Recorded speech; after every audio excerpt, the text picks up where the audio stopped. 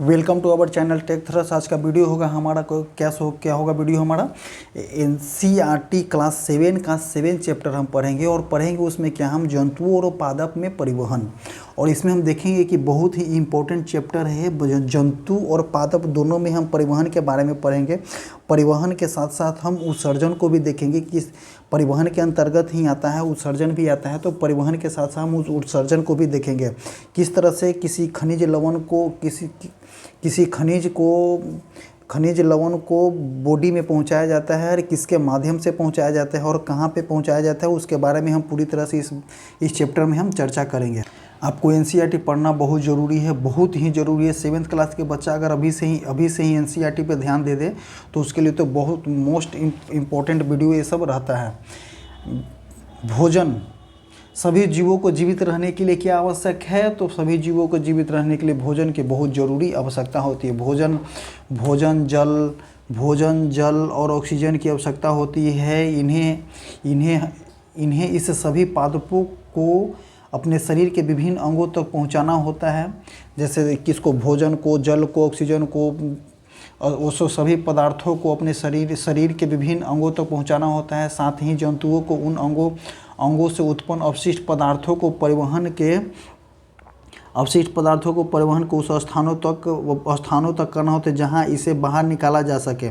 क्या आप जानते हैं कि सब कैसे संभव हो सकता है? ये सब कैसे संभव हो सकता है? तो आइए हम देखते हैं इसके बारे में। क्या आपका हृदय और रक्त वाहिनियाँ दिखाई दे रही है? हृदय और रक्त वाहिनियाँ संयुक्त रूप से हमारे शरीर का परिसंचरण तंत्र बनाते हैं। इस अध्ययन में हम पादप और जंतुओं के परिवहन के बारे में अध्ययन करेंगे। पादप और जंतुओं के अध्ययन के बारे में इस चैप्टर में हमें अध्ययन करना है।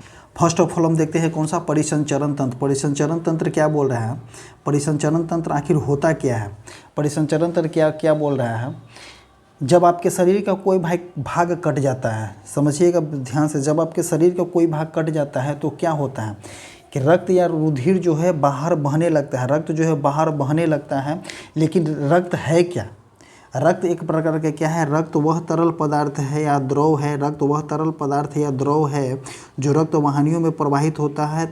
यह पाचित भोजन को क्षुद्रांश से शरीर के अन्य भागों तक ले जाता है। जैसे कि ये पाचित जो भोजन पच जाता है तो छोटी आंत से शरीर के अन्य भागों में ले जाता है। फेफड़ा से जो ऑक्सीजन होता है रक्त के द्वारा ही कोशिकाओं तक ले जाया जाता है। रक्त शरीर में से अवशिष्ट पदार्थों को बाहर निकालने के लिए भी उसका परिवहन का कार्य करता है। जो इसका रक्त क्या होता है?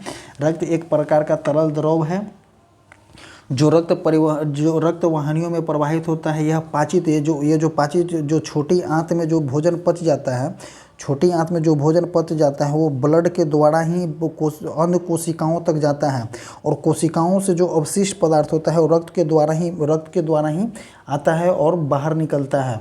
और फेफड़ा से जो हम ऑक्सीजन को अंतर्ग्रहण करते हैं, फेफड़ा से जो ऑक्सीजन को हम अंतर्ग्रहण करते हैं उसके रक्त के द्वारा ही कोशिकाओं तक ले जाया जाता है। रक्त में से अवशिष्ट पदार्थ बाहर निकलते हैं और इसके द्वारा परिवहन का कार्य संभव हो जाता है। यही बोलता है परिसंचरण तंत्र। और रक्त के बारे में बताया, रक्त विभिन्न पदार्थों को किस प्रकार ले जाता है?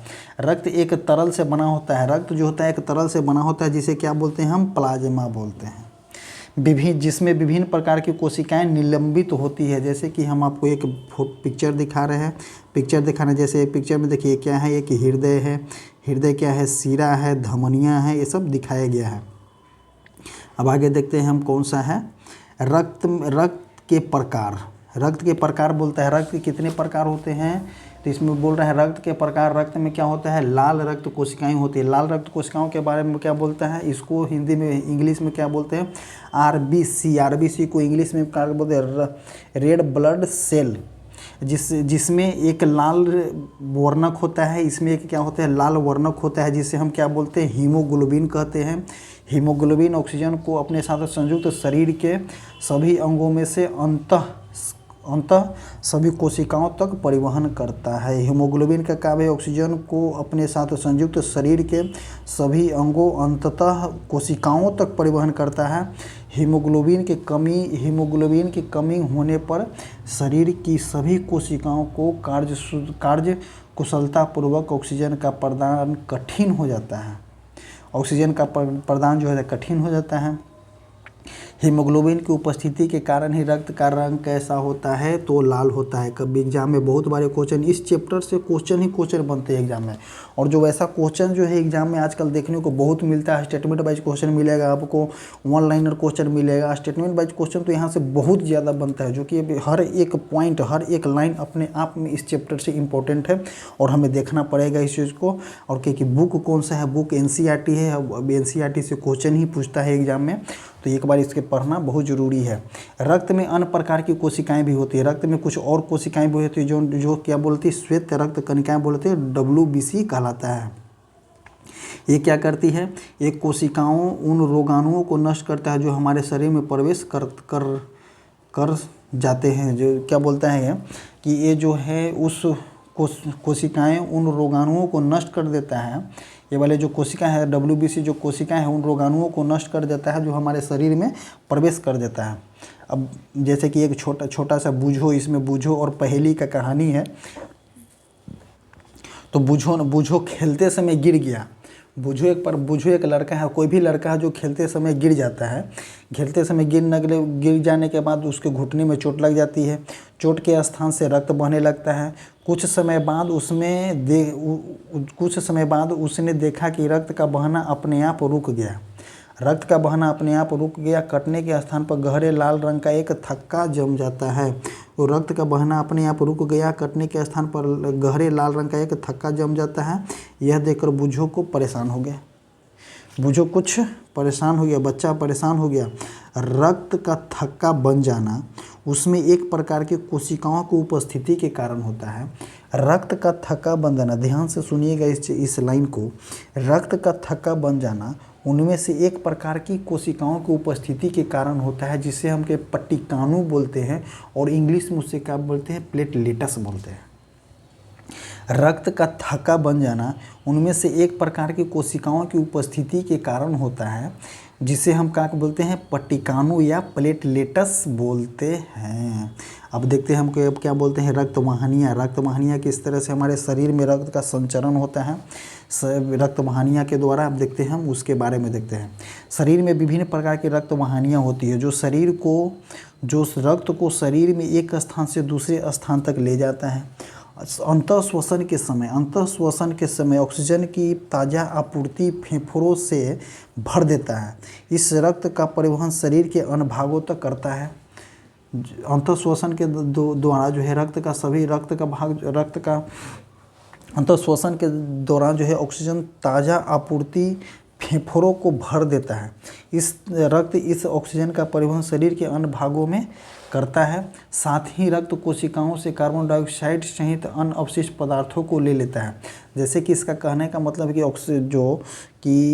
रक्त जो है फेफड़े से ऑक्सीजन को लेता है, साथ ही कोशिकाओं से जो अवशिष्ट पदार्थ होता है उसे भी ले लेता है।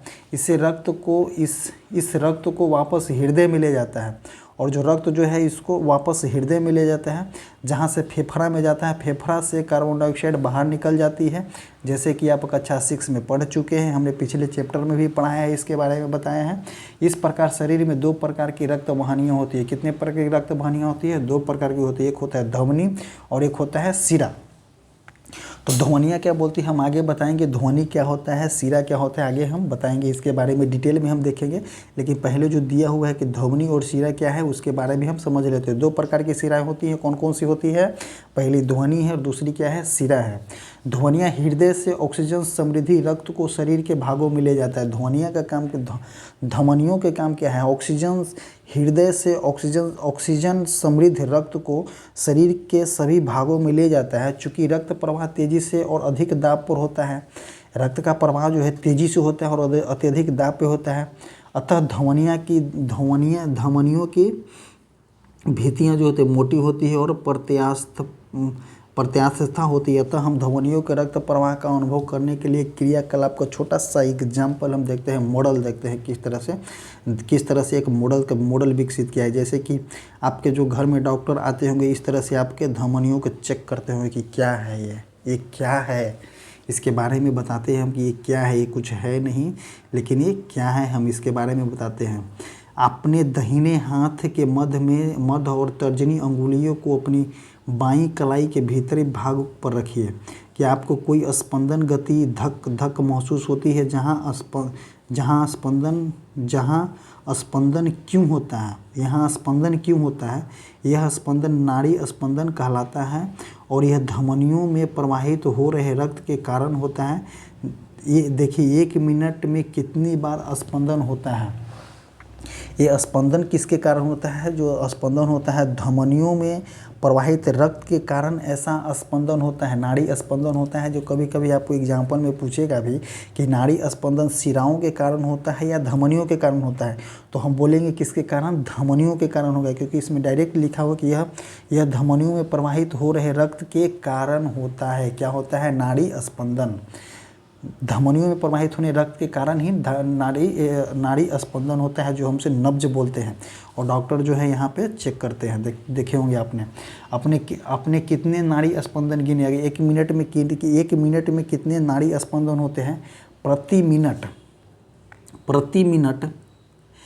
प्रति मिनट स्पंदनों की संख्या क्या कहलाती है?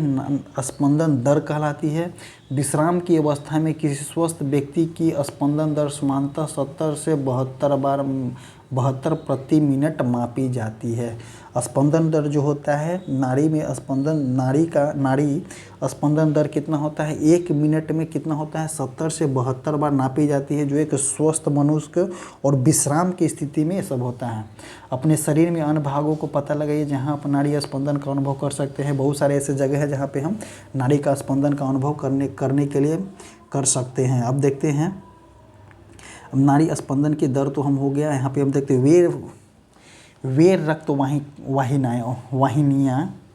वे रक्त वाहिनियाँ जो कार्बन डाइऑक्साइड समृद्धि रक्त को शरीर के सभी भागों से वापस हृदय में लाते हैं। धमनियों का काम क्या है? धमनियों का काम क्या है? हृदय से रक्त को कोशिकाओं तक पहुंचाना। शिराओं का काम क्या है? कोशिकाओं से रक्त को हृदय तक पहुंचाना। शिराओं में भित्तियाँ अपेक्षाकृत पतली होती हैं। शिराओं में भित्तियाँ जो है अपेक्षाकृत उसके धमनियों की अपेक्षाकृत क्या होती है? पतली होती है। शिराओं में ऐसे बल्ब होते हैं जो रक्त को केवल हृदय की ओर ही प्रवाहित करते हैं। हाँ, शिराओं का एक और खासियत क्या है कि इसमें जो इस तरह से ऐसे बल्ब होते हैं जो सिर्फ हृदय को ही रक्त मिलता है। कोशिकाओं से हृदय लेता है और सिर्फ वहाँ पे हृदय को देता है। धमनियों में क्या है कि हृदय से लेगा और सभी कोशिकाओं में सम्मिलित रूप से जिसको जितना ज़रूरत है 5% 10% उस तरह से वो डिस्ट्रीब्यूट करता है। और शिराओं में क्या है कि पूरा जगह से और कार्बन डाइऑक्साइड युक्त रक्त को लेता है और धमनियों में छोड़ देता है। यही कारण है कि हमारा जब हम उच्छ्वासन करते हैं, मतलब कि सांस को बाहर निकालते हैं, तो उस प्रक्रिया में सांस को अंतःश्वसन के क्रम में हम लेते हैं कितना? 0.03% जो वायुमंडल में कार्बन डाइऑक्साइड का परसेंटेज है, और हम निकालते कितना है? तो 4% कार्बन डाइऑक्साइड हम बाहर निकालते हैं। रीजन बिहाइंड क्या है? यही है। अब देखते हैं क्या बोलता है इसके अंदर।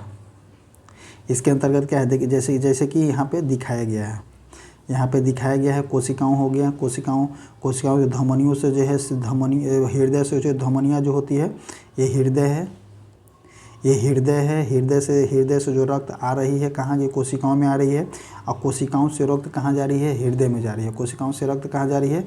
हृदय में जा रही है। किसके द्वारा? तो शिरा के द्वारा जा रही है।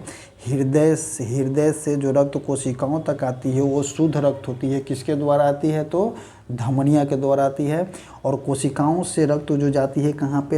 हृदय में जाती है। वो किसके द्वारा जाती है? शिराओं के द्वारा जाती है, जो यह अशुद्ध रक्त होती है। अब आगे देखते हैं हम इसके बारे में क्या लिखा हुआ है।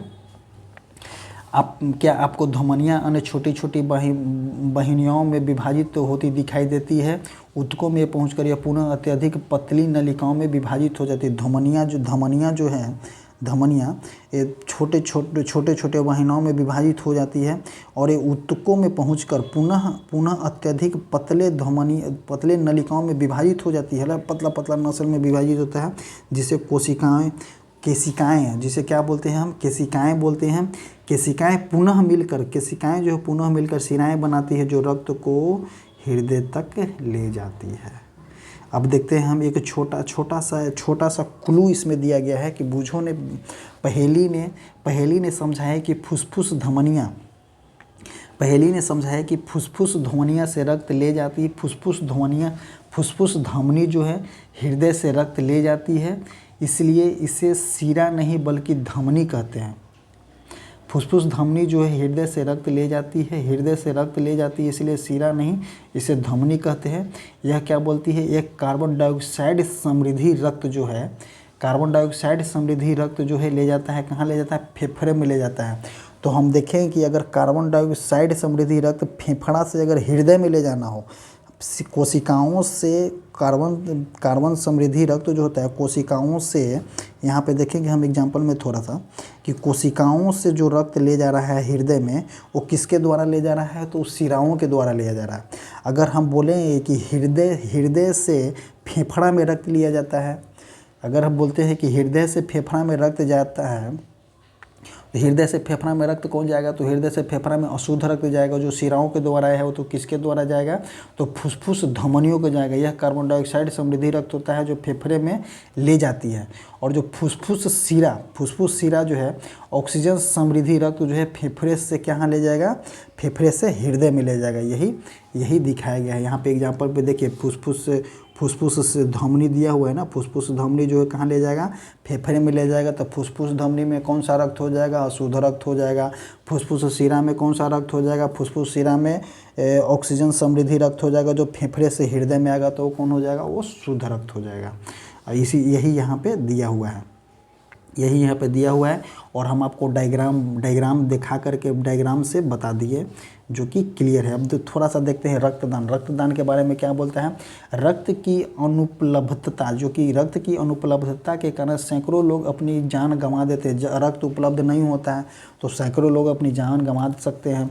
स्वेच्छा से किया गया रक्तदान हानि रहित व दर्द रहित होता है। स्वेच्छा से किया गया रक्तदान हानि रहित और दर्द रहित होता है। जो कोई अनमोल जान बचा सकता है। रक्तदान अस्पतालों में सरकार द्वारा अधिकृत जगहों पर ही किया जाना चाहिए। दान किए गए रक्त ब्लड बैंक में विशेष देखभाल में क्या होता है, रखा जाता है। तो रक्त को दान करने से किसी प्रकार की हानि नहीं होती, किसी प्रकार की हानि नहीं होती। रक्तदान करने से किसी प्रकार का कोई दिक्कत नहीं होता है रक्तदान करने में, क्योंकि रक्त जो है हमारा जो है 120 दिन के अंतर्गत में ही बन जाता है। रक्त हमारा रिकॉल होते रहता है और 6 महीना के बाद ही, कि एक बार रक्तदान करने के बाद 6 महीना के बाद ही रक्तदान करने के लिए डॉक्टर का एडवाइस होता है। तो देख सकते हैं हम कि हम 6 महीना के बाद ही रक्तदान करते हैं। और 120 दिन में हम 120 दिन जो होता है हमारा आरबीसी का जीवन काल होता है। तो 120 दिन में हमारा रक्त जो होता है बन जाता है। और हृदय वह अंग है, हृदय के बारे में देखते हैं कि हृदय क्या बोलना चाह रहा है। हृदय वह अंग है जो रक्त द्वारा पदार्थों के परिवहन के लिए पंप के कार्य करता है। हृदय जो है पंप का कार्य करता है। जैसे कि पानी को उठाने के लिए किसी पंप के सहायता से ही पानी भी क्या है, एक प्रकार का रक्त है, लिक्विड है। और रक्त भी क्या है, एक प्रकार का लिक्विड है। और वाटर भी एक प्रकार का क्या है, लिक्विड है। तो दोनों को ट्रांसफ़र करने के लिए हमको पंप की आवश्यकता होती है। वही क्या है, वही हृदय है। हृदय जो है हृदय जो है ब्लड को क्या करता है, पंप का काम करता है। और एक कंटिन्यूसली धड़कता रहता है। ये कंटिन्यूसली धड़कता है। ऐसे पंप की कल्पना कीजिए जो वर्षों तक बिना रुके कार्य करता है। ये बिल्कुल असंभव है, जो ऐसा हो नहीं सकता है जो बिना रुके कंटिन्यूसली काम कर रहा हो।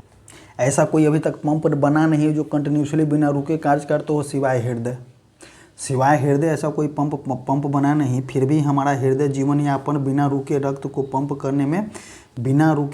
पंप करने में क्या करता है, कार्य करते रहता है। हृदय कहाँ होता है।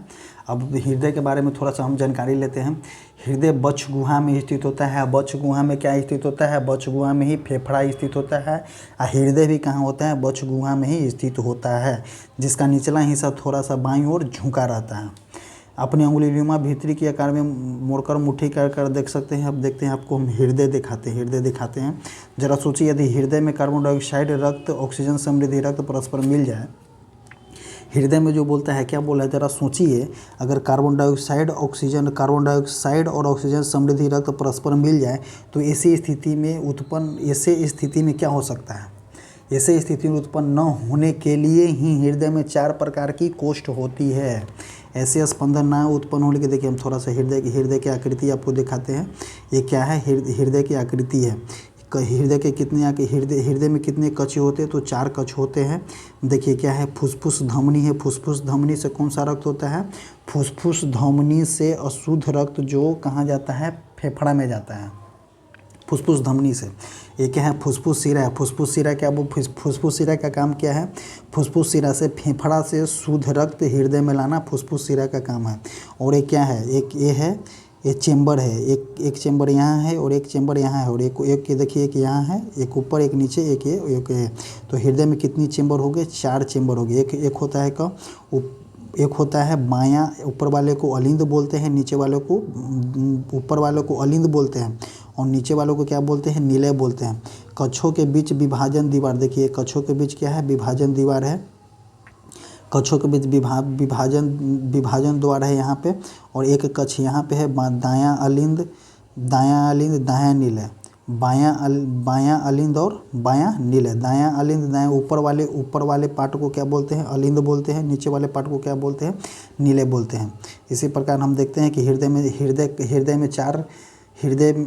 हृदय 4 कक्षों में, देखिए यहाँ पे भी दिया, हृदय 4 कक्षों में बटा होता है। तो ऊपरे वाले कक्ष को क्या बोलते हैं, ऊपरे वाले कक्ष को अलिंद बोलते हैं, नीचे वाले कक्ष को क्या बोलते हैं, निलय बोलते हैं। कक्षों के बीच विभाजन दीवार जो है ऑक्सीजन, और कक्षों के बीच जो विभाजन द्वार है, जो ऑक्सीजन समृद्धि रक्त और कार्बन डाइऑक्साइड समृद्धि रक्त को परस्पर मिलने नहीं देती है।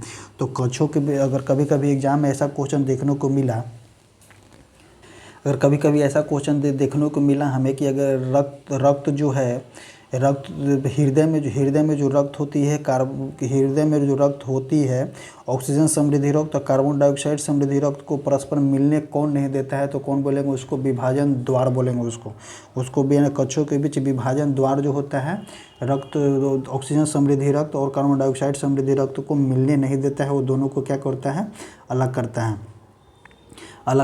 करता है और शुद्ध समृद्धि रक्त को परस्पर मिलने नहीं देता है। परिसंचरण तंत्र में कार्य अवधियों को समझने के लिए हृदय के दाईं ओर से आरंभ करते हैं। अब देखते हैं यहाँ पे हम तीर, तो और वापस हृदय में रक्त प्रवाह की दिशा को दिखाई गई है। अब देखेंगे क्या, हृदय स्पंदन किसे कहते हैं। हृदय के कक्ष में भित्तियाँ, हृदय के कक्ष की भित्तियाँ जो है पेशियों की बनी होती है।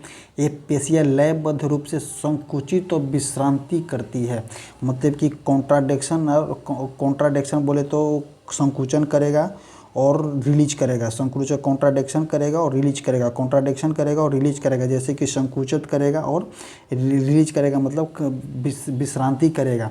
यह लयबद्ध संकुचन और उसकी बाद होने वाली लयबद्ध विश्रांति दोनों मिलकर क्या बोलती है, स्पंदन, हृदय स्पंदन कहलाती है। तो हृदय स्पंदन हम किसे बोलते हैं, हृदय स्पंदन यह लयबद्ध संकुचित और विश्रांति होती है, लयबद्ध संकुचित होती है, लयबद्ध विश्रांति होती है। ये दोनों मिलकर ही क्या बोलाते हैं, हमारा हृदय स्पंदन कहलाता है। हृदय स्पंदन को हम इंग्लिश में क्या बोलते हैं, हार्ट बीट बोलते हैं। याद रखिए कि हृदय स्पंदन जीवन भर हर क्षण होती रहती है, कंटिन्यू होती रहती है। यदि आप अपने वक्ष की बाईं तरफ हाथ रखेंगे, अगर अपने बाईं तरफ हाथ रखेंगे तो अपने हृदय स्पंदनों को महसूस कर सकते हैं। चिकित्सक आपके हृदय स्पंदन को मापने के लिए किसका प्रयोग करते हैं, तो स्टेथोस्कोप नामक यंत्र का प्रयोग करते हैं। कौन प्रयोग करते हैं, स्टेथोस्कोप यंत्र का काम क्या है, हृदय के स्पंदन गति को मापना। और एक क्या स्पंदन गति बोलते हैं कि इसको, एक लयबद्ध संकुचन और एक लयबद्ध विश्रांति दोनों मिलकर क्या कहलाती है, हृदय स्पंदन कहलाती है। और एक मिनट में कितना बार धड़कता है, तो 70 से 72 बार स्पंदन दर होता है। 70 से 72 बार स्वस्थ मनुष्य का हृदय स्पंदन कितना होता है, तो 70 से 72 बार होता है 70 से 72 बार। थोड़ा सा कभी कभी लड़खड़ा जाता है बोलने में।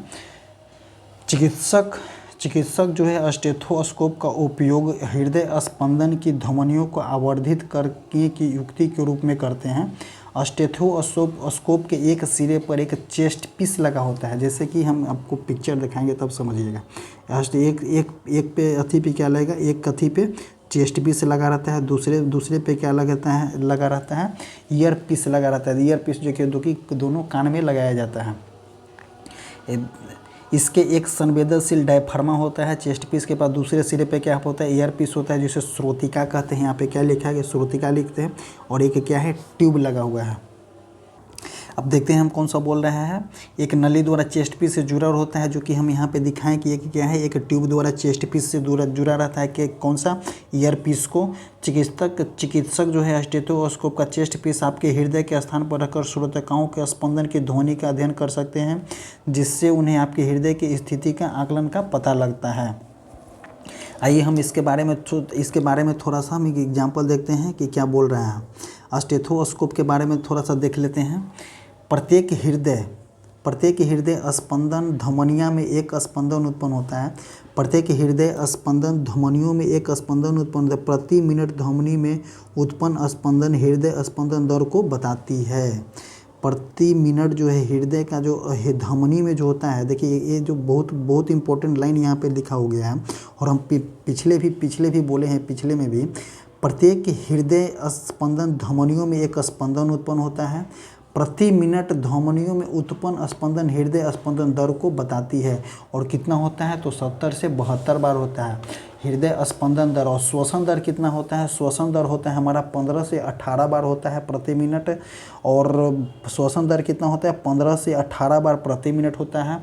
अगर हम दौड़ करके एक्सरसाइज करते हैं तो हमारा स्पंदन दर कितना, श्वसन दर कितना होता है, तो 25 टाइम पर मिनट हो जाती है। क्या, व्यायाम करते टाइम क्या बोलते हैं उसको, क्या बोलते हैं हम, श्वसन दर बोलते हैं। अब देखते हैं हम क्या बोल रहे हैं। अब एक छोटा सा एग्जांपल देखते हैं कि जो परिसंचरण तंत्र की खोज किसने किया था। तो रक्त परिसंचरण तंत्र की खोज किसने किया था, तो विलियम हार्वे एक वैज्ञानिक थे। उन्होंने किए थे। 1578 में इनका जन्म हुआ था और 1657 में इनकी मृत्यु हुई थी। नामक एक चिकित्सक ने ही किया था। ये भी एक डॉक्टर थे जो अंग्रेज थे। उन दिनों यह सामान्यता की एक सामान्यता थी कि रक्त शरीर की वाहिनियों में दोलन करता रहता है। इन मत के लिए विलियम हार्वे ने उपहास किया कि उन्हें परिसंचारी सर्कुलेटरी कहा जाता था, जिसका अधिकांश रोगियों ने उनसे उपचार कराना बंद कर दिया। तदपि हार्वे की मृत्यु से पहले परिसंचरण तंत्र के बारे में विचार हुआ, जो वैज्ञानिक तथ्य स्वरूप में मान्यता मिल गई थी। पहले जो उनके बारे में गलत बताया जा रहा था कि नहीं ऐसा नहीं होता है, लेकिन बाद में इसकी खोज होने के बाद उनकी मान्यता बातों की मिल गई थी। अब जैसे कि आप जानना चाहते होंगे कि क्या स्पंजन हाइड्रा में भी रक्त स्पंजन और हाइड्रा, क्या स्पंजन एवं हाइड्रा में भी रक्त होता है। स्पंजों और हाइड्रा जैसे जंतुओं कोई परिसंचरण तंत्र नहीं होते। तो किन में तो स्पंजनों और हाइड्रा जैसे जंतुओं में परिसंचरण तंत्र नहीं होती है। जिस जल में वे रहते हैं वही उनके शरीर में प्रवेश करके उनके भोजन और ऑक्सीजन की आपूर्ति करते हैं।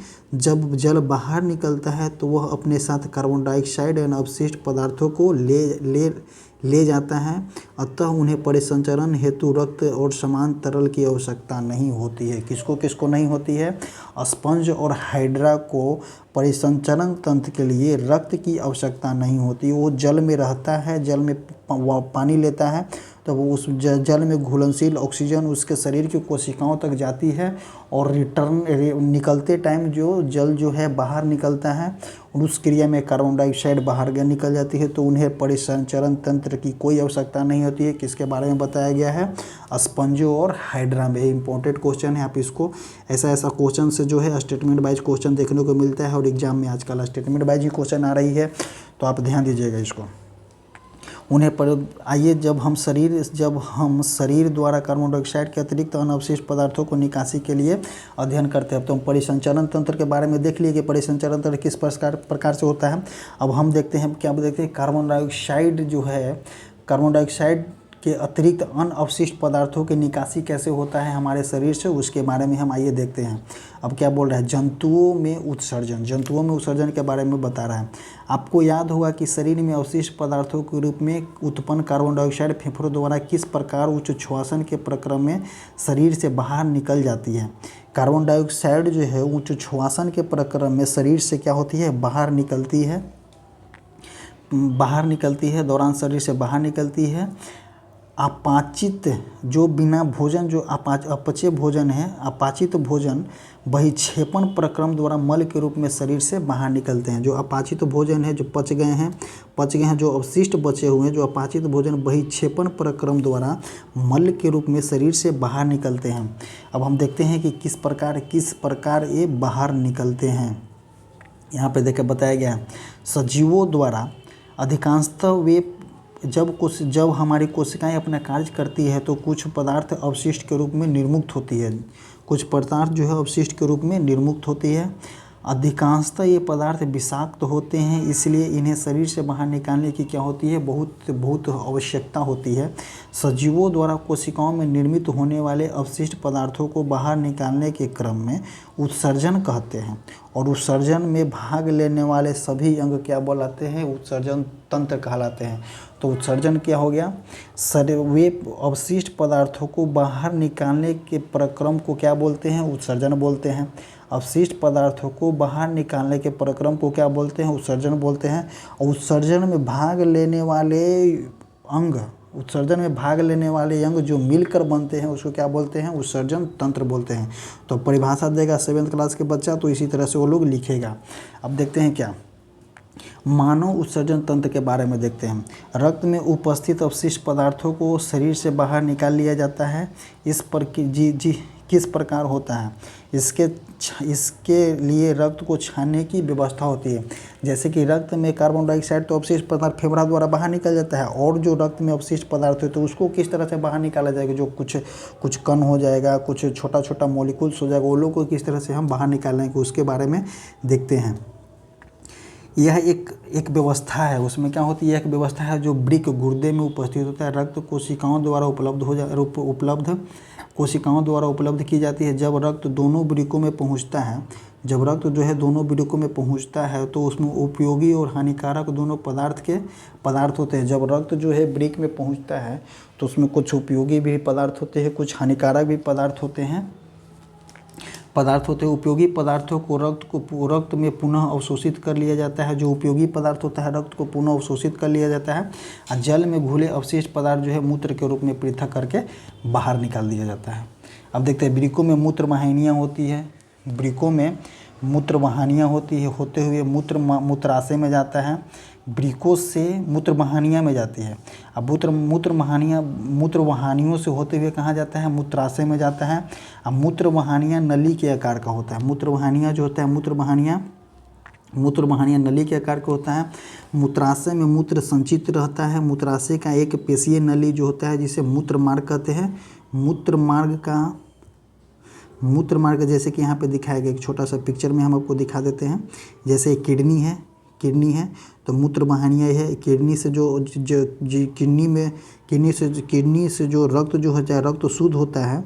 रक्त शुद्ध होने के बाद जो उपयोगी चीज़ होता है जो स्वतः ही अवशोषित कर लिया जाता है, रक्त में पुनः अवशोषित कर लिया जाता है। जो होता है अवशिष्ट पदार्थ होता है मूत्र के रूप में बाहर निकलता है जल के द्वारा। तो क्या बोलते हैं इसको, जो किडनी से जो मूत्रवाहिनियाँ में आता है। मूत्रवाहिनी के कहाँ होता है, मूत्राशय में आता है। मूत्राशय के बाद होता है क्या, मूत्रमार्ग में होता है। तो ये सभी मिल करके क्या बनाएगा, एक उत्सर्जन तंत्र बनाएगा। परिसंचरण तंत्र नहीं, सॉरी गलत बोल दिए हम, एक उत्सर्जन तंत्र बनाएगा। तो ये इतना मिल करके क्या बनाएगा, उत्सर्जन तंत्र बनाएगा। उत्सर्जन मूत्र उत्सर्जन तंत्र में कौन कौन से हो जाएगा, वृक्क हो जाएगा, मूत्रवाहिनी हो जाएगा, मूत्राशय हो जाएगा। मूत्राशय के बाद क्या हो जाएगा, मूत्रमार्ग हो जाएगा।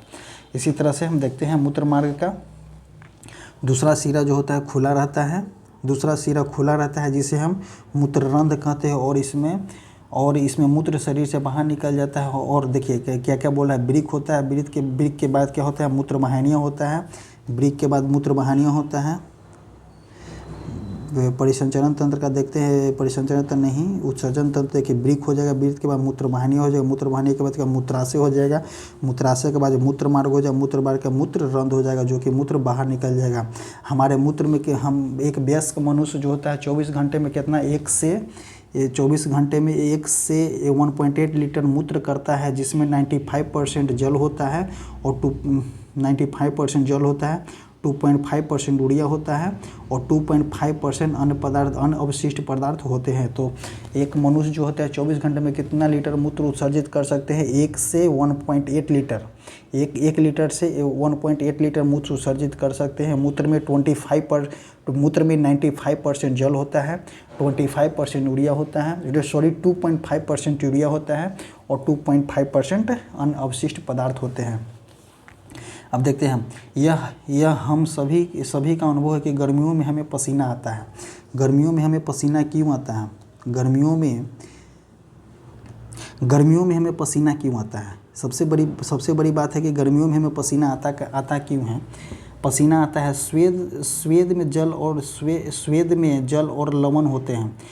स्वेद में जल और लवण होते हैं। गर्मियों के दिनों में प्रायः पसीने के कारण कपड़ों में सफ़ेद धागे दिखाई देते हैं। उसे क्या बोलते हैं? उसे हम लवण बोलते हैं। विशेषकर उस स्थानों में जहां अधिक पसीना निकलता है, ये धब्बे पसीने में उपस्थित लवणों के कारण बनते हैं। क्या स्वेदन या पसीना आने का कोई विशेष प्रयोजन होता है?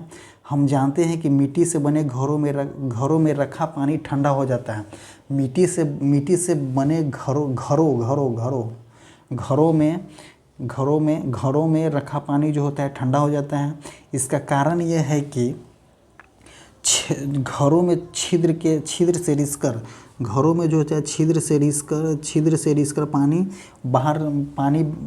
उसके बाहरी सतह पर आ जाता है। जब यह पानी वाष्पित होता है तो घरों से बचे शेष पानी ठंडा हो जाता है। ठीक उसी प्रक्रम पसीना भी हमारे शरीर से बाहर निकलता है और हमें ठंडक महसूस होता है। जिस तरह से घरों में पानी रखने के लिए गर्मी के मौसम में घरों का उपयोग करते हैं तो वाष्पीकरण के द्वारा ठंडा हो जाता है। सेम प्रोसेस यहाँ भी लगता है कि जब शरीर से हमारे पसीना बाहर निकलता है तो हमारे टेम्परेचर को मेंटेन किया जाता है और ठीक इसी प्रकार पसीना से हमें अपने शरीर को ठंडा बनाए रखने में सहायता करता है। अब एक छोटा सा एग्जाम्पल भरी बॉक्स में दिया हुआ क्या दिया हुआ है? कभी कभी किसी व्यक्ति की वृक्क काम करना बंद कर देता है। कभी कभी बेचारा का किडनी काम करना बंद कर देता है। ऐसे किसी संक्रमण तथा चोट लगने के कारण होता है कि जब किडनी काम करना बंद होता है तो सबसे पहले चीज़ है कि किडनी में संक्रमण हो जाता है या वहाँ पे चोट लग जाता है, जिसके कारण किडनी काम करना बंद कर देता है। वृक्क के अक्रिय हो जाने की स्थिति में रक्त में अवशिष्ट पदार्थों की मात्रा क्या हो जाती है? बढ़ जाती है। जब वृक्क जो अक्रिय होता है, वृक्क अक्रिय कहने का मतलब कि किडनी काम करना बंद कर देता है। तो काम करना बंद कर दे तो रक्त में अवशिष्ट पदार्थों का क्षनन नहीं होगा, और जब क्षनन नहीं होगा तो रक्त में अवशिष्ट पदार्थों की मात्रा धीरे धीरे बढ़ता जाएगा। ऐसे व्यक्ति को अधिक दिनों तक जीवित रहने की संभावना बहुत कम होती है। तदपि यदि कृत्रिम वृक्क द्वारा रक्त को नियमित रूप से छानकर उसमें अवशिष्ट पदार्थों को हटा दिया जाए तो उसके जीवन काल में वृद्धि संभव हो सकती है। इस प्रकार रक्त के छनन की विधि को क्या बोलते हैं? अपवहन या डायलिसिस बोलते हैं। तो वृक्क द्वारा रक्त के छनन विधि को क्या बोलते हैं? वृक्क द्वारा कृत्रिम वृक्क जो होता है या किसी भी कृत्रिम वृक्क, इस प्रकार रक्त के छनन विधि को अपवहन या डायलिसिस कहते हैं। जंतु जो बोलता है और क्या बोलता है? जंतुओं के शरीर में अवशिष्ट रसायनों को निष्कासन की विधि जल में उपलब्धता पर निर्भर करता है। मछलियां जैसे जलीय कोशिकाओं में अवशिष्ट उत्पन्न को अमोनिया के रूप में उत्सर्जित करता है जो सीधे जल में घुल जाता है। पक्षी हो गया, छिपकली हो गया, सर्प हो गया, कुछ जंतु अपने शरीर से अवशिष्ट पदार्थों का उत्सर्जन करते हैं जिसे अर्ध सेमी सॉलिड होता है। जो क्या अवशिष्ट पदार्थों का उत्सर्जन करते हैं, जो छिपकली हो गया, सर्प हो गया और पक्षी हो गया, सेमी सॉलिड होता है, पदार्थ के रूप में करते हैं जो मुख्यतः श्वेत रंग का होते हैं और यूरिक एसिड होता है। मानव द्वारा उत्सर्जित अवशिष्ट पदार्थ क्या होती है? तो यूरिया होती है। मानव द्वारा अवशिष्ट पदार्थ क्या होती है? तो यूरिया होती है। अब हमने मनुष्य का परिसंचरण तंत्र पढ़ लिया। अब पादपों का परिसंचरण तंत्र पढ़ना है कि पादपों में परिसंचरण तंत्र कैसे काम करता है। तो आपने पढ़ा होगा कि पादप अपनी जड़ों मूल द्वारा जल से, जड़ों या मूलों दोनों एक ही चीज़ है, जड़ों या मूलों द्वारा मृदा से जल और खनिज पोषक का अवशोषण करता है। खनिज पोषक का कहाँ से अवशोषण करता है? तो मृदा से करता है। पत्तियों द्वारा कहाँ से करता है? तो मृदा से खनिज और जलों का अवशोषण करता है। अवशोषण करके उन्हें पत्तियों को उपलब्ध कराता है। पत्तियाँ जो हैं पत्तियां जो है जल तथा कार्बन डाइऑक्साइड का उपयोग करके क्या करेगी, प्रकाश संश्लेषण करेगी, जो हमने पिछले कक्षाओं में पढ़ चुका है। सभी जीवों का भोजन उसके लिए ऊर्जा का स्रोत होता है तथा जीव को प्रत्येक कोशिका में ग्लूकोज का विखंडन होने से क्या होती है, ऊर्जा निर्मुक्त होती है। कोशिकाएं इस ऊर्जा का उपयोग जीवन के मूल क्रियाविधियों को संपादित करने में करती, अतः यह आवश्यक है कि जीव के प्रत्येक कोशिका को भोजन को उपलब्ध कराया जाए। क्या आपने सभी इस प्रकार के प्रश्न में विचार किया है? तब देखते हैं हम खनिज एवं जलों का परिवहन देखते हैं। खनिज एवं जल एवं खनिजों का परिवहन कैसे होता है। पादप जो है मूल रोमों द्वारा जल और खनिजों को अवशोषण करता है, जल और खनिजों को अवशोषित करता है। मूलों में मूल रोम होता है। वास्तव में मूल रोम जल में घुले हुए, वास्तव में जो मूल रोम जो होता है, मूल रोम जल में घुले खनिज पोषक पदार्थों को जल के अंतर्ग्रहण के रूप में मूल से सतह क्षेत्रफल को बढ़ा देता है। मूल रोम जो होता है मृदा कणों के बीच उपस्थित जल को संपर्क में रहता है। इसका जो किसी पादप का जो मूल रोम होता है, जो मृदा में उपस्थित जल के संपर्क में होता है, जल के संपर्क में होता है। अब देखते हैं हम क्या आप अनुमान लगा सकते हैं कि जल किस प्रकार मूलों से पत्तियों तक पहुंचाया जाता है। पादप में किस प्रकार परिसंचरण तंत्र पाया जाता है, तो उसी के बारे में तो पढ़ेंगे। पादप में मृदा से जल और पोषक तत्वों का परिवहन के लिए पाइप जैसी वाहिकाएं होती है। पादप में जो होता है मृदा से जल और पोषक तत्वों के परिवहन के लिए पाइप जैसी कोशिकाएं होती है, पाइप जैसी वाहिकाएं होती है। भाई कोशिकाएं नहीं, वाहिकाएं होती है। वाहिकाएं जो है विशेष कोशिकाओं की बनी होती है, जिसे क्या बोलते हैं, संवहन ऊतक बोलते हैं। तो संवहन ऊतक हम किसे बोलते हैं, संवहन ऊतक मतलब वाहिकाओं विशेष कोशिकाओं की बनी होती है, संवहन ऊतक होता है। पादप में संवहन ऊतक द्वारा ही भोजन और जल को परिवहन किया जाता है। ऊतकों जो है विशेष ऊतक जो है कोशिकाओं का वह समूह होता है जो किसी जीव में किसी कार्य विशेष को संपादित करता है। ऊतक जो होता है किसी जीव में विशेष कार्य समूह को संपादित करता है। जल और पोषक तत्वों के परिवहन के लिए पादप में संवहन ऊतक होता है, उसे क्या बोलते हैं, जाइलम बोलते हैं। जाइलम को दारू बोलते हैं, दारू पीने वाला नहीं। आप अगर उसे याद कर रहे हैं तो दारू, अगर जाइलम को हिंदी में दारू या एनसीईआरटी के लैंग्वेज में दारू बोला जाता है, तो दारू को भी पिया जाता है, पेड़ पौधों को भी दारू पिया जाता है। किसके द्वारा, जाइलम ऊतक के द्वारा। तो बोलते हैं क्या, जाइलम को क्या बोलते हैं, दारू बोलते हैं, जो क्या परिवहन का काम करता है। तो जल और पोषक तत्वों के परिवहन के लिए पादप में क्या होता है, संवहन ऊतक हो, तो उसे क्या बोलते हैं, जाइलम बोलते हैं। जाइलम चैनलों का सतह जाल बनाता है। जाइलम जो है कि चैनलों का, नलियों का, जाइलम जो है नलियों का सतह जाल बनाता है, जो मूलों को तने और शाखाओं के मध्य के पत्तियों से जोड़ता है। जो जाइलम जो जड़ और तना पत्तियों के सबके द्वारा जोड़ता है। किसके द्वारा जोड़ता है, तो नलियों के द्वारा जोड़ता है। एक चैनल बना ही लेता है वो। इस प्रकार तंत्र पूरे पादप में जल का परिवहन करता है। इस प्रकार जो होता है जल, इस प्रकार जो है होता है तंत्र जो है प्रकार तंत्र पूरे पादप में जल का परिवहन करता है। आप जानते हैं कि पत्तियों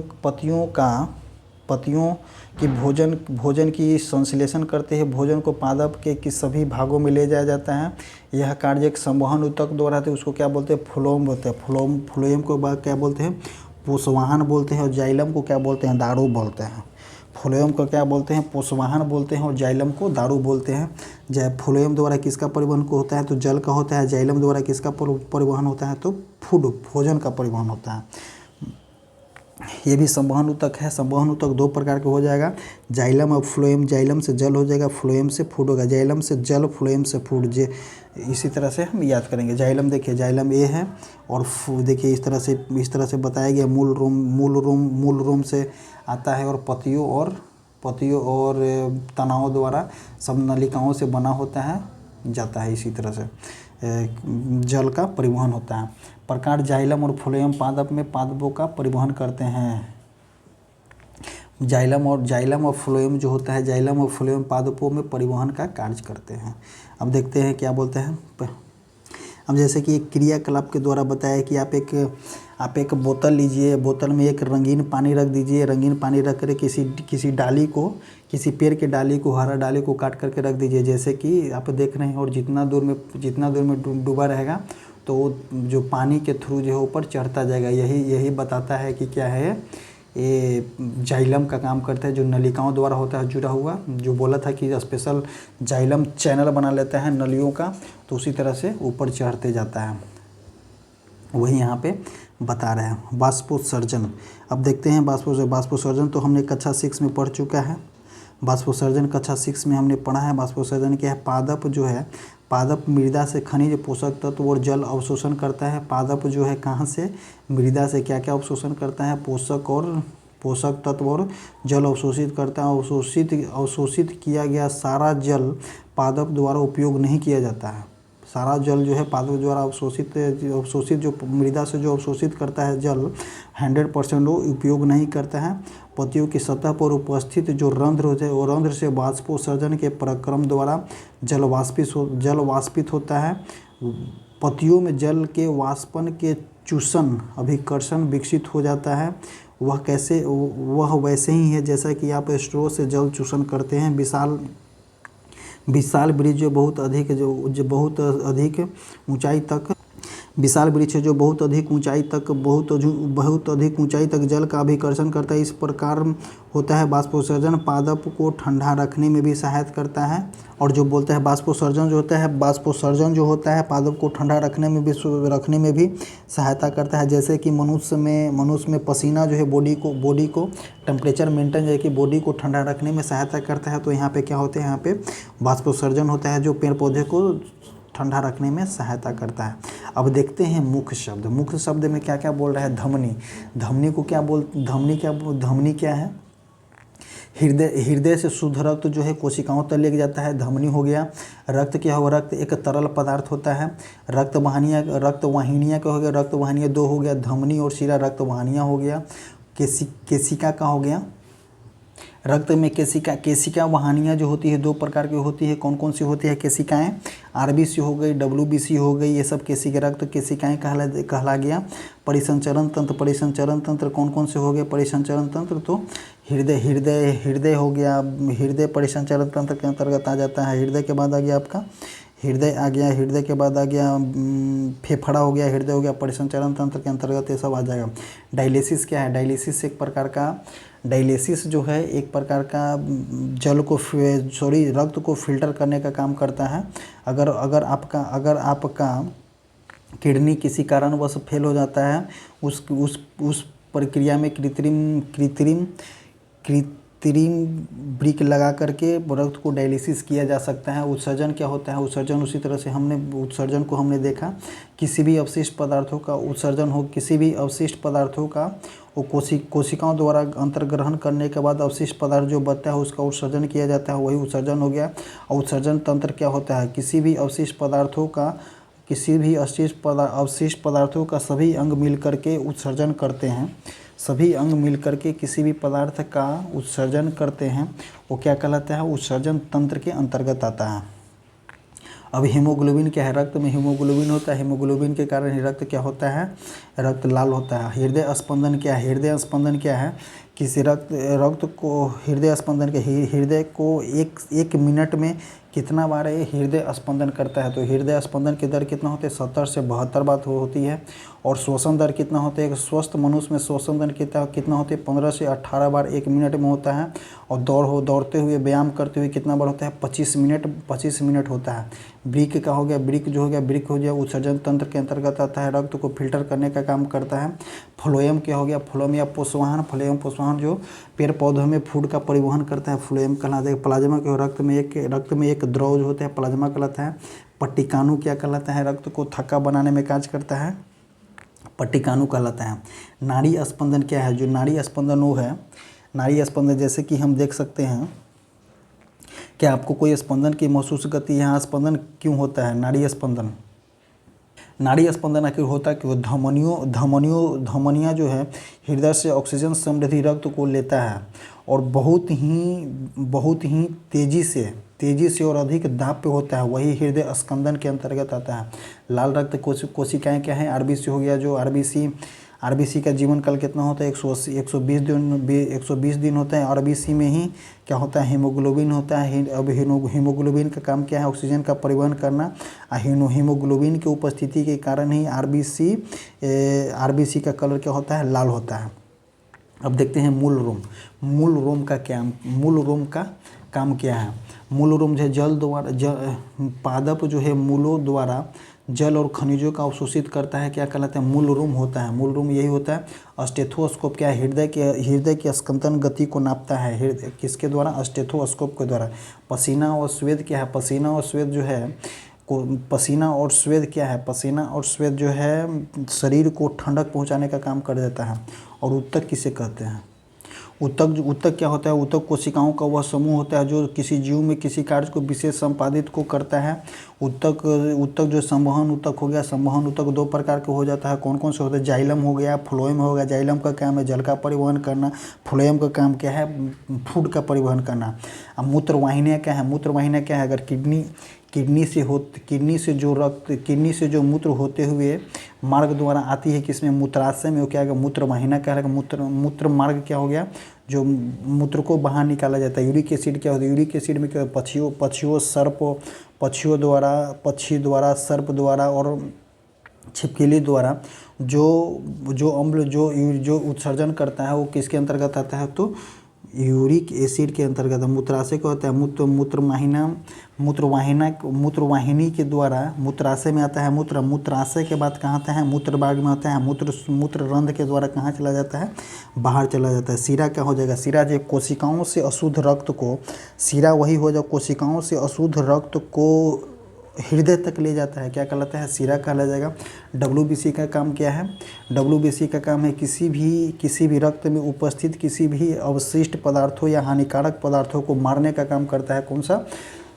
श्वेत रक्त कनिकाएं करता है। और जाइलम का क्या है? काम क्या है? तो हमने बता चुका है। जाइलम का क्या है? जल का परिवहन करना।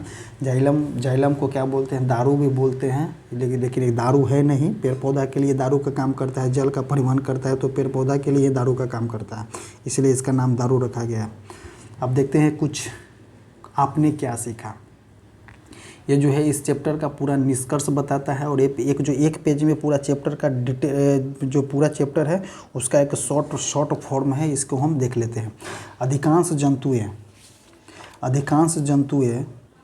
अधिकांश जंतुएं में शरीर में प्रवाहित होने वाले रक्त शरीर के विभिन्न कोशिकाओं को भोजन और ऑक्सीजन का वितरण करता है।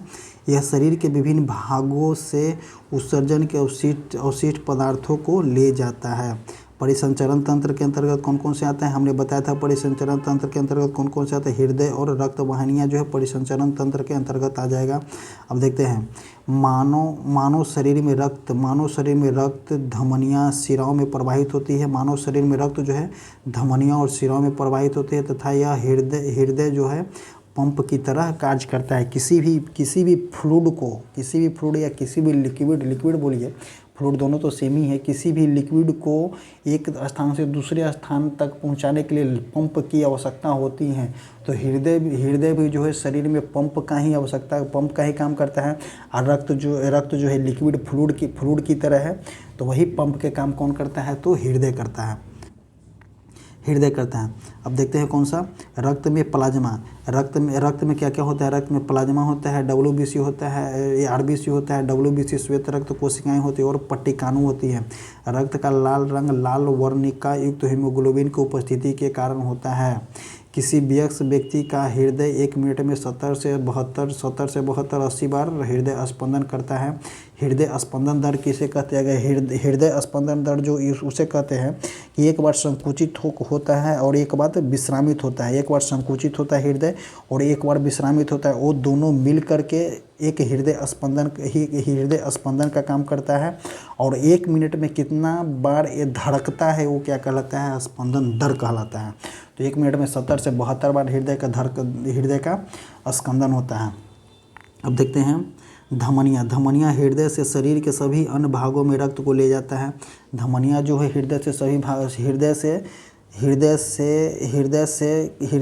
के सभी हृदय से शरीर के सभी भागों में रक्त को ले जाता है। शिराएँ जो है शरीर के सभी अंगों से रक्त को वापस कलेक्ट करके कहाँ ले जाता है, हृदय में ले जाता है।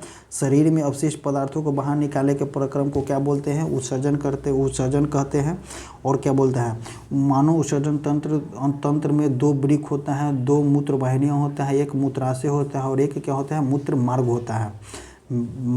मानव उत्सर्जन तंत्र में 2 वृक्क वाले में लवण और यूरिया जल के साथ संवेद लवण और यूरिया जो है जल के साथ संवेद पसीना के रूप में शरीर से बाहर निकलता है। मछली अपशिष्ट पदार्थों के रूप में अमोनिया उत्सर्जित करता है जो सीधे जल में घुल जाती है। पक्षी, कीट, छिपकली जो अर्धघन सेमी सॉलिड रूप में यूरिक अम्ल का उत्सर्जन करते हैं। और पादप मूलों द्वारा जल के पोषक तत्वों मृदा से अवशोषित करता है। पादप जो है मूलों द्वारा जल और पोषक तत्व किसके द्वारा अवशोषित होता है, तो मृदा के द्वारा होता है। मृदा पादप पूरे पादप में जल के साथ पोषक तत्व जाइलम नामक संवहन ऊतक के द्वारा ले जाया जाता है। जल के साथ पोषक तत्व पोषक तत्व भी जो होता है जाइलम के द्वारा ले जाया जाता है। पादप के विभिन्न भागों में भोजन का परिवहन फ्लोएम नामक संवहन ऊतक के द्वारा होता है। बाष्पोत्सर्जन के दौरान रंध्र से वाष्प के रूप में बड़ी मात्रा में जल का क्या होता है, ह्रास होता है। बाष्पोत्सर्जन के कारण एक चूषण बल निर्मित होता है जिसके कारण मूलों द्वारा मृदा में अवशोषित जल अभिकर्षित होकर तने और पत्तियां तक पहुंचाया जाता है। इसी तरह से मेरा चैप्टर को समाप्त होता है कि इसमें थोड़ा सा क्लू दिया गया है, आप उसको हम देख लेते हैं कि क्या बोल रहा है ये वाले। क्या आप जानते हैं रक्त का कोई विकल्प नहीं है, इसका कोई विकल्प है ही नहीं। यदि किसी व्यक्ति को शल्य क्रिया अथवा चोट लगने से रक्त की हानि होती है अथवा यदि उसके शरीर में पर्याप्त रक्त नहीं है तो इसकी आपूर्ति करने का एकमात्र तरीका क्या है, रक्तदान करने वाले व्यक्ति द्वारा दिए गए रक्त का दान। रक्त की समानता आपूर्ति कम होती है क्योंकि बहुत कम व्यक्ति अच्छे से रक्तदान करते हैं, बहुत कम व्यक्ति स्वेच्छा से रक्तदान करते हैं। यद्यपि रक्तदान करने से दाता की काम करने की शक्ति कम नहीं होती है, नहीं उसके स्वास्थ्य पर कोई प्रभाव पड़ता है। सो आप रक्तदान कर सकते हैं। रक्तदान करने का कोई मापदंड है, वहाँ पे रक्तदान करने जाएगा तो वहाँ पे जो मापदंड होता है सब बताया जाता है। इसी तरह से हमारा ये चैप्टर समाप्त होता है और इसमें हमने एक वर्ड को बहुत अच्छे तरीके से बहुत बारीकी से डील किया है और हमने वीडियो को बहुत अच्छा तरीक़ा से बनाने की कोशिश किया है। अगर किसी भी तरह की त्रुटि होती है तो उसके लिए क्षमा चाहते हैं। और आप हमारे किसी भी तरह की इसमें त्रुटि हो तो आप कमेंट बॉक्स में कमेंट कर सकते हैं। और कमेंट बॉक्स में टेलीग्राम का लिंक पिन किया हुआ है, आप वहाँ पे जाइए और वहाँ पे जाकर के टेलीग्राम लिंक से कॉन्टेक्ट हो जाए। वहाँ पे अपडेटेड दिया जाता है, वहाँ पे रेगुलर वाइज में अब टेस्ट भी चलाया जाएगा। सो आपको रेलवे को देखते हुए रेगुलर वाइज में उस पर टेस्ट चलाया जाएगा, आप उस पर जा कर के टेस्ट दे सकते हैं। Thank you, bye bye, take care, धन्यवाद।